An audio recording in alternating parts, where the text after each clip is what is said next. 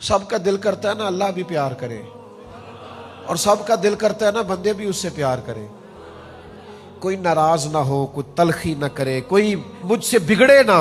سب کا دل کرتا ہے نا کہ اللہ کی بارگاہ میں بھی سرخروئی ہو اور ذرا مخلوق کے درمیان بھی بہتری ہو۔ یہ ممکن نہیں ہوتا، یہ مشکل کام ہے کہ دنیا بھی بندہ رکھ لے اور اللہ رسول کی بارگاہ بھی، مشکل کام ہے۔ لیکن ایک حدیث ہے ابو داؤد شریف میں، دونوں مسئلے حل ہو سکتے ہیں، اللہ بھی راضی ہو سکتا ہے اور بندے بھی پیار کریں گے۔ وہ حدیث کیا ہے؟